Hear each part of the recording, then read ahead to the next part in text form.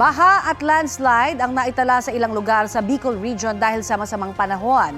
Sa Viga, Catanduanes, may sinagip ng mga residenteng natrap sa rumaragasang baha. Ang mainit na balita hatid ni EJ Gomez.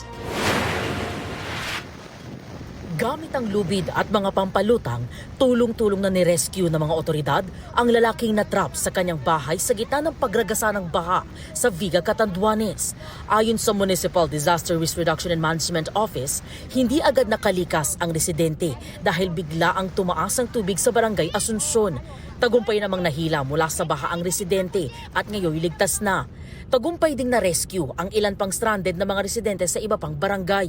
Patuloy ang monitoring ng mga otoridad.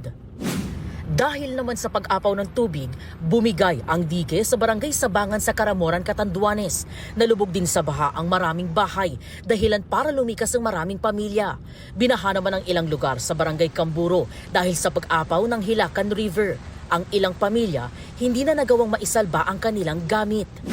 Sa bayan ng Bato, nagtulungan ng Philippine Coast Guard at MDRRMO para tanggalin ang makapal na putik at malalaking bato na humarang sa kalsada sa barangay Tilis.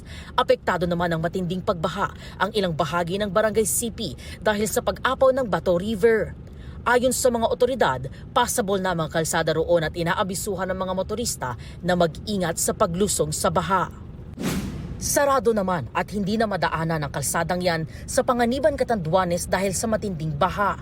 Pinayuhan ng mga motorista na gumamit ng alternatibong ruta.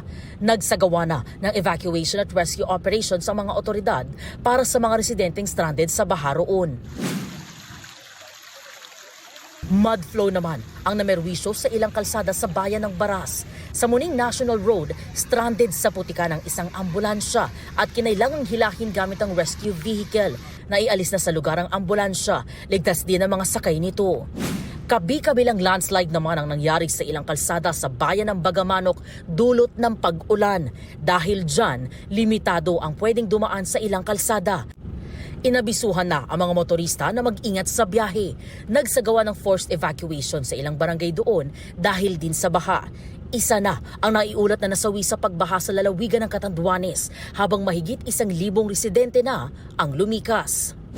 Inanod ang bahay na yan dahil sa pagtaas ng tubig sa isang ilog sa Labo, Camarines Norte. Ayon sa uploader ng video, walang tao sa loob ng nasabing bahay. Sa Basod naman, tulong-tulong na nirescue ng mga residente ang isang binatilyo na natrap sa isang bahay matapos ang landslide.